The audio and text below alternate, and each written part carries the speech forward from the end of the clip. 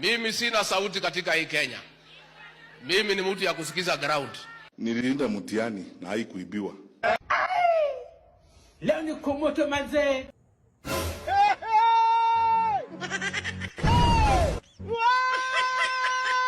Chai. Oh, inatoka huku ikishuka huku. Tumeona hii ndio hii inamaanisha huku ni slow, huku ni chini.